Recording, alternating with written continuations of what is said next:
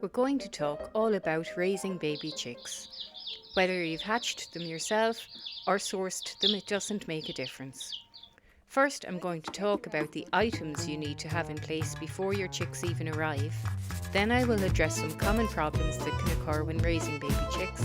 And then we'll have a look at how to ensure your chicks are friendly, tame, happy, and of course healthy.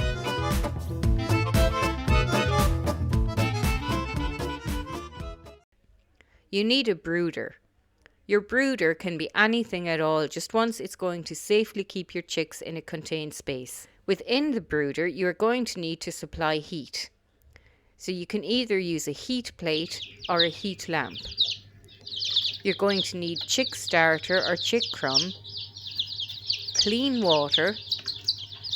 If the chicks were with their mother, she would keep them warm, safe, and close to the food and water. So this is what you are supplying for them.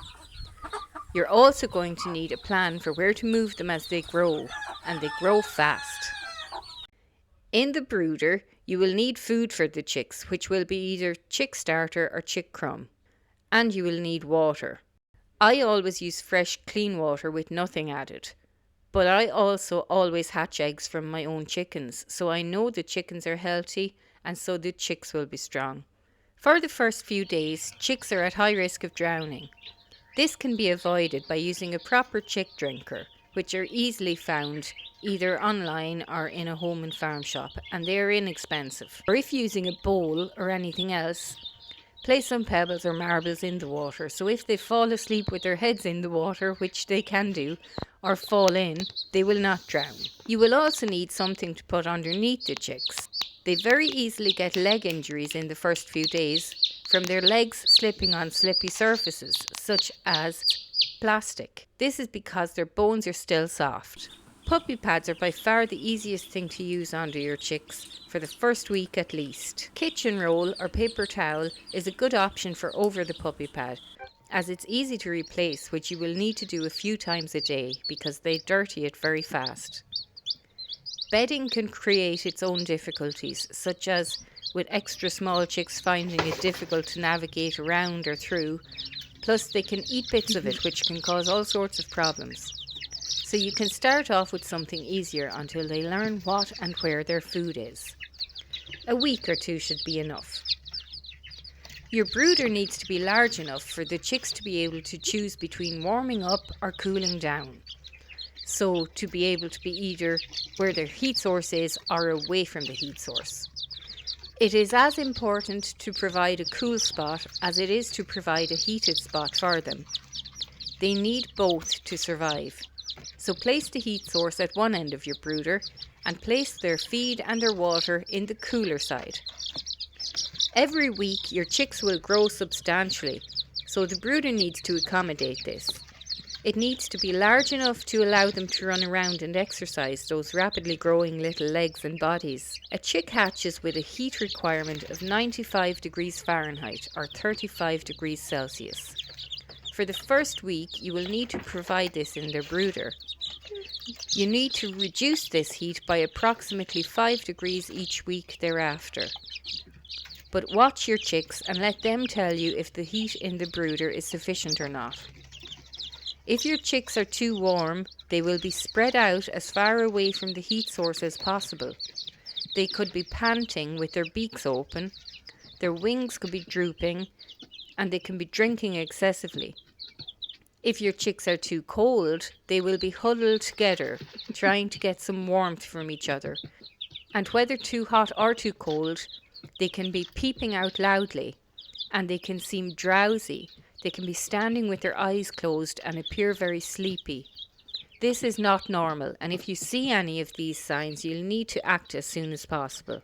If I use a heat lamp, I will always use a thermometer as it takes the guesswork out and it doesn't put the chicks through the stress of having to let me know they're too hot or too cold. When using heat plates, which I nearly always do, I will always set the back legs of the heat plate shorter or closer to the floor of the brooder, with the front legs raised a little higher.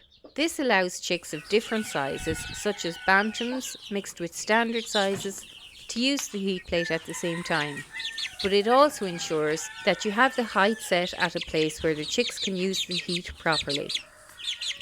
With heat plates, the idea is that the chicks can press their backs and their heads up against the underside of the heat plate.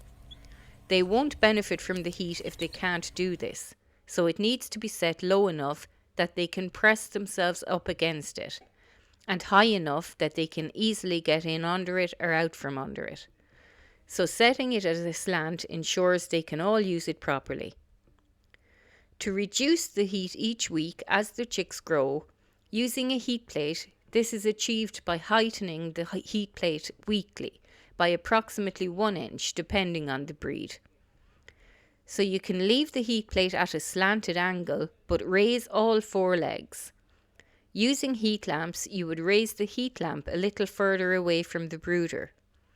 I much prefer to use heat plates as they are a lot more energy efficient and your chicks will feather out quicker and they're safer. Happy chicks will be chirping a lot but not loudly, and they will be very, very busy. They will be eating, drinking, dust bathing, playing or sleeping. Standing hunched up is not a good sign with chicks, and this tells you something is not right. Always double check heat, food and water first. Food and water must be present at all times, and the heat really needs to be the correct temperature or the chicks will not be okay. Chicks will require a heated brooder for at least 6 to 8 weeks until they are fully feathered out. Then they can be put outside in a sheltered, draft-free, secure area or to a grow-out pen. During the warm summer months, I move my chicks straight from their brooder to an outdoor grow-out pen. If they have hatched during the cooler months, I use a grow-out pen in a large, bright, ventilated shed to harden them off before letting them outside. You will need to show your chicks where and how to eat and drink. Now, we've got our little babies in here. They're day-olds. I'm going to teach them how to eat and drink. So we'll go down here. I've put a little bit of paper towel in here because this gets messy. So for the first few days, hi babies, I use kitchen towel quite a lot. Okay babies, we'll go with your feet first. Look kiddos, look, look. Very easy to teach them to eat. They're hungry. 1 day old. They still are absorbing egg yolk, but it's good to get them eating as soon as you can. Keep their health and strength up. Not that, babies. Eat this instead. Look, you see? You see?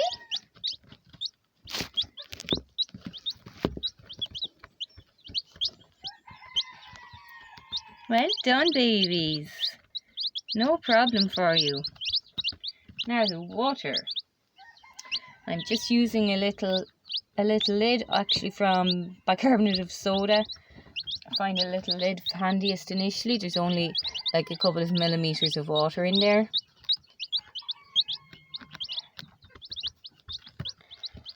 Okay, mister, your head is up, so you're going to be the example. Come here, sweetie. I don't like this, but it works. So we've got the water. We dip his little beak in the water. Now, little fella. And he knows now that there's water in there. And the others will copy him when they're finished walking in it, of course. Another way to do it is to get a little bit of their food and just drop it in. And they try to get it out and they realise then that they can drink what's in there. Look guys, look.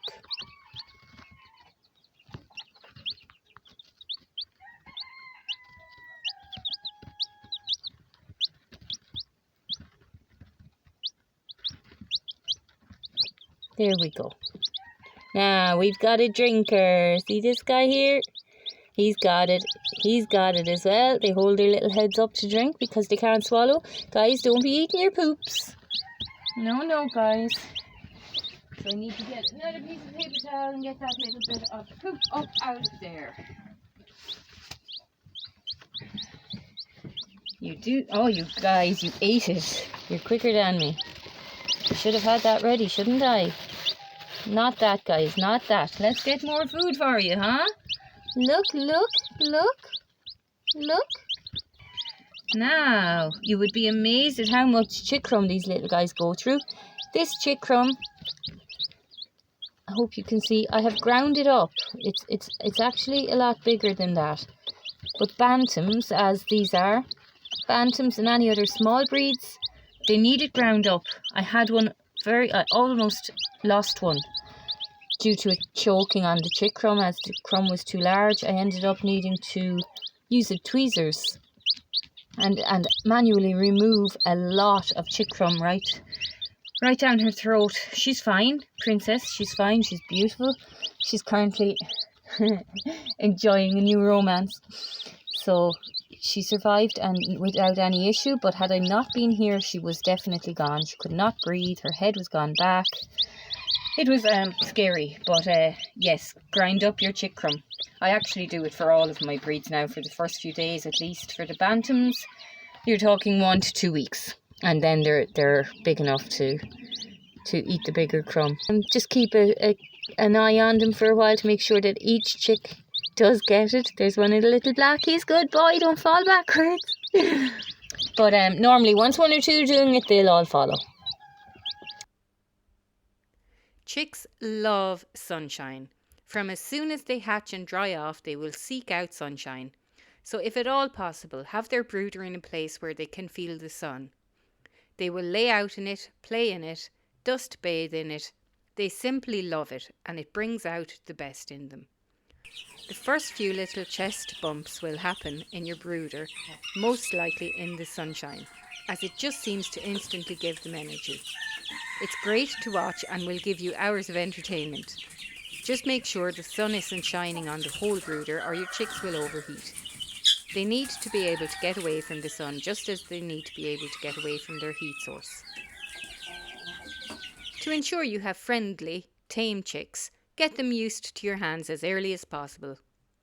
You don't necessarily need to handle them, just have your hands around them a lot, especially in the first few days. Having warm hands will help a lot as they will snuggle up to your hand from day one. They are drawn to heat. From a few days old, I give my chicks scrambled egg.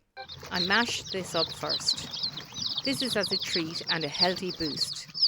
It's really good for them. They love it, although you may need to show them, just like you did with their food, that they can eat it.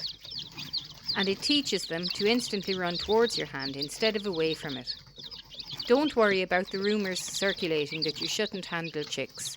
Handle them away. It's not going to hurt them once it's not stopping them from eating or drinking. And once your hands are warm enough not to be making the chick cold.